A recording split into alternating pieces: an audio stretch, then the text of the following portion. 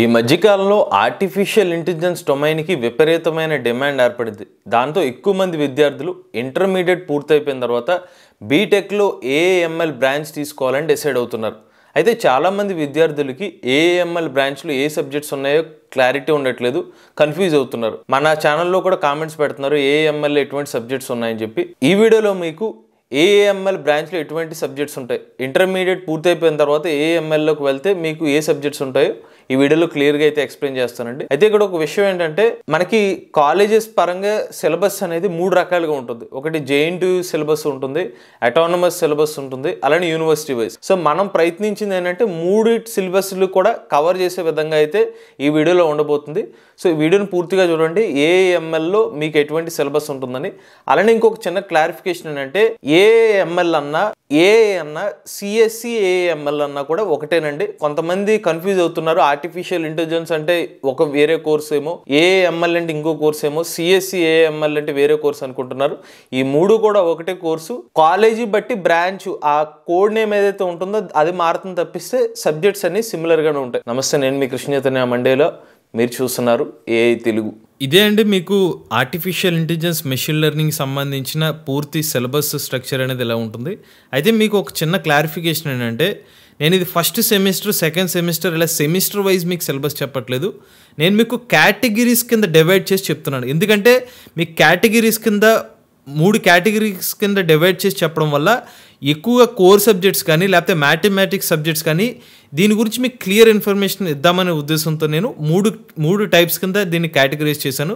First mathematical subjects అన్ని క్లియర్గా చెప్తాను. దాని తర్వాత టెక్నికల్ సబ్జెక్ట్స్ ఏమొస్తాయి, దాని తర్వాత సోషల్ అండ్ కమ్యూనికేషన్ సబ్జెక్ట్స్ ఏమొస్తాయి, ఇవి ఎప్పుడు వస్తాయి అనేది కూడా చెప్తాను మీకు. బట్ ఓవరాల్గా ఈ 3 విధాలుగా కేటగరైజ్ చేసి అయితే మీకు క్లియర్గా ఎక్స్ప్లెయిన్ చేస్తాను. ఫస్ట్ వచ్చి మీకు మ్యాథమెటికల్ సబ్జెక్ట్స్ అండి. మ్యాథమెటిక్స్లో మీకు matrices, linear system of equations, eigen values, vector spaces, linear transformation, అలానే single variable calculus, mathematical logic and normal forms, ఇలాగా మీకు మ్యాథమెటికల్ సబ్జెక్ట్స్ అనేవి ఉంటాయండి. అయితే ఇక్కడ గమనించాల్సింది ఏంటంటే, బీటెక్లో మ్యాథ్స్ సబ్జెక్ట్స్ అనేవి దీనికి పేర్లు ఉంటాయి. మ్యాథమెటికల్ సబ్జెక్ట్స్ అనేవి ఇది కాలేజ్ నేమ్ని బట్టి చేంజ్ అవుతూ ఉంటాయి. ఇక్కడ ఒక కాలేజీకి MTLA అనే పేరు పెట్టారనుకోండి, ఇంకో కాలేజీలో దానికి TTL అనే పేరు పెట్టవచ్చు.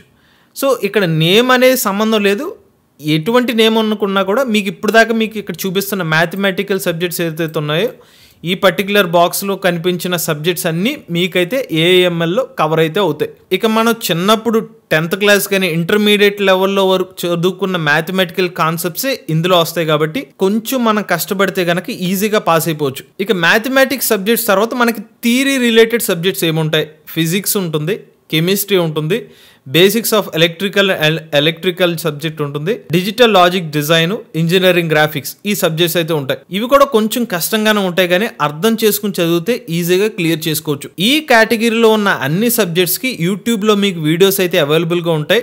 ఏమైనా అర్థం కాకపోతే మనం యూట్యూబ్లో చూసి కూడా నేర్చుకోవచ్చు. ఇక ఇప్పటి వరకు మీకు చూపించిన మ్యాథమెటిక్స్ థియరీ రిలేటెడ్ సబ్జెక్ట్స్ చూసారు కదండి. మ్యాథమెటిక్స్ మరియు డిజిటల్ లాజిక్ డిజైన్ మిగిలిన అన్ని సబ్జెక్ట్స్ కి కూడా మీకు ల్యాబ్ అనేది ఉంటుంది. ల్యాబ్ ఎగ్జామ్స్ అయితే మీకు ఖచ్చితంగా రాయాల్సిందే. ఫైనల్ గా ఇప్పుడు దాకా మీరు చూసిన సబ్జెక్ట్స్ అన్ని కూడా కొంచెం కష్టంగానే ఉంటాయి. కొంచెం కాన్సన్ట్రేషన్ తో నేర్చుకుంటే గనక మనమైతే ఈ సబ్జెక్ట్స్ అనేవి ఈజీగా పాస్ అవ్వచ్చు. ఇప్పుడు దాకా మీకు చూపించిన మ్యాథమెటిక్స్ మరియు థియరీ రిలేటెడ్ సబ్జెక్ట్స్ అనేవి ఫస్ట్ ఇయర్ లోనే కవర్ అయిపోతాయి. అయితే మీకు ఏఎంఎల్ అనగానే కోర్ సబ్జెక్ట్ ఏమంటారంటే ప్రాబబిలిటీ మరియు స్టాటిక్స్ అనే ఒక సబ్జెక్టు.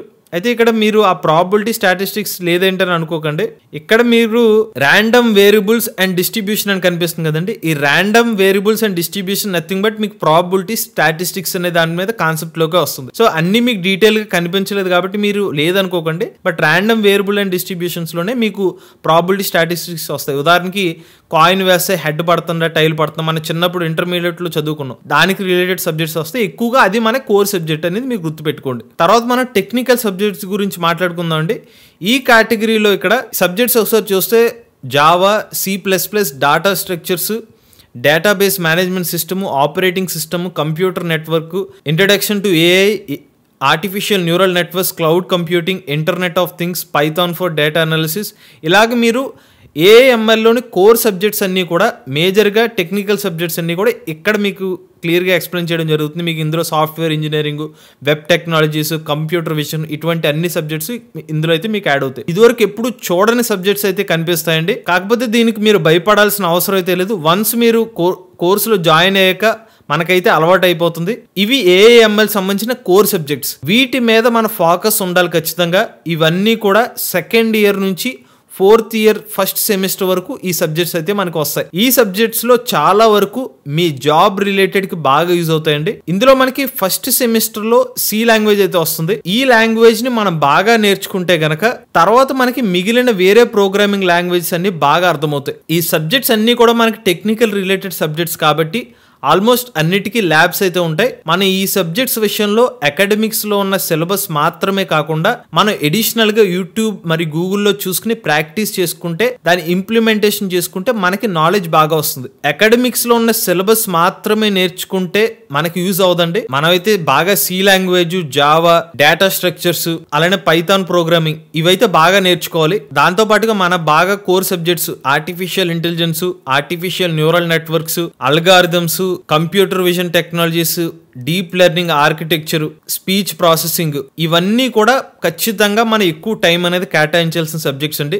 ఎందుకు మీకు ఈ పర్టికులర్ సబ్జెక్ట్స్ మీద ఎక్కువ టైం కేటాయించాలని చెప్తున్నానంటే, జాబ్ ఏదైతే మీకు రావాలో జాబ్ డిసైడ్ చేసేవి ఈ కోర్ సబ్జెక్ట్సే మీకు డిసైడ్ చేస్తాయి. మిగిలిన సబ్జెక్ట్స్ ఇప్పటిదాకా మీకు చెప్పిన దాంట్లో మిగిలిన సబ్జెక్ట్స్ కూడా ఇంపార్టెంటే, కానీ కోర్ సబ్జెక్ట్ అయితే మరీ ఇంపార్టెంట్. ఇప్పుడు దాకా మీకు చెప్పిన డిస్కస్ చేసిన సబ్జెక్ట్స్. చివరి కేటగిరీ వచ్చి సోషల్ అండ్ కమ్యూనికేషన్ అండి. ఇందులో మనకి మేజర్గా ఉండే సబ్జెక్ట్స్ ఏంటంటే ethics, human values, environmental science, English, communicative English, soft skills, ఇలాగా కమ్యూనికేషన్ ఓరియంటేషన్లో ఎక్కువగా ఉంటాయి సబ్జెక్ట్స్ అన్ని కూడా. ఇవి జనరల్ సబ్జెక్ట్స్ కాబట్టి వీటి మీద అంత ఫోకస్ చేయాల్సిన అవసరం లేదు. అలానే నెగ్లెక్ట్ కూడా చేయకూడదు, ఎందుకంటే ఇవి స్కోరింగ్ సబ్జెక్ట్స్. ఈ సబ్జెక్ట్స్ అన్ని కూడా అన్ని సెమిస్టర్స్ లో కూడా మీకు స్ప్రెడ్ అయితే ఉంటాయి. ఓవరాల్ గా స్కోరింగ్ చేద్దాం అనుకున్న వాళ్ళు, మనకి ఎక్కువ స్కోర్స్ తెచ్చుకోవాలి బీటెక్ లెవెల్, ఏఎంఎల్ లెవెల్ అయితే మాత్రం ఇవి మీరైతే ఫోకస్ చేసుకోండి. అలానే మీకు ఫస్ట్ ఇయర్ లో 2 వర్క్ షాప్స్ అయితే ఉంటాయండి. అది ఐటీ వర్క్ షాప్ ఒకటి ఉంటుంది, అలానే కంప్యూటర్ డివైసెస్ మీద ఉంటుంది. అంటే మీకు ఎంఎస్ వర్డ్, ఎక్సెల్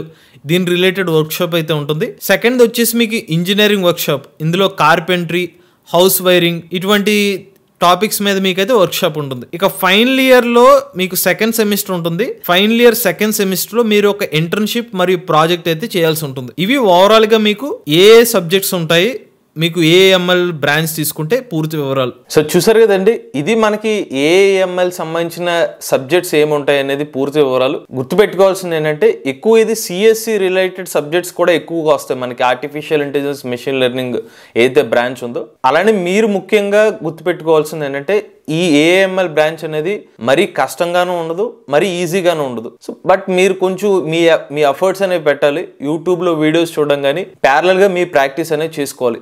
ప్రధానంగా artificial intelligence, machine learning, deep learning వంటి కాన్సెప్ట్స్ కొంచెం కాంప్లికేటెడ్గానే ఉంటాయి. దీన్ని మీరు శ్రద్ధగా చదువుకుని ప్రాజెక్ట్స్ చేసుకుంటూ ఇంటర్నెట్లో లేటెస్ట్ ఇన్ఫర్మేషన్ అప్డేట్ చేసుకుంటూ ఉంటే, కన్సిస్టెన్సీ మెయింటైన్ చేసుకుంటూ ఉంటే ఖచ్చితంగా మీరు సక్సెస్ అవుతారండి. కన్సిస్టెన్సీ అనేది చాలా ఇంపార్టెంట్ ఆర్టిఫిషియల్ ఇంటెలిజెన్స్ సబ్జెక్ట్కి. ఏదో మనం రాత్రి చదివేసి వచ్చే సబ్జెక్ట్ అయితే కాదు. అందువల్ల మీరు సబ్జెక్ట్స్ కాలేజీ సంబంధించిన కరిక్యులం ఫాలో అవుతూనే ప్యారల్గా మీ సైడ్గా మీ వైపు కూడా మీరు కొంచెం ఎఫర్ట్స్ పెట్టుకుంటే కనుక ఏఎంఎల్ బ్రాంచ్ అనేది క్లియర్ చేసుకోవచ్చు. ఇది ఏఎంఎల్ సంబంధించిన సిలబస్ పూర్తి అవ్వాలండి. ఈ వీడియో కనుక మీకు నచ్చినట్లయితే తెలుగు ఛానల్ సబ్స్క్రైబ్ చేసుకోండి.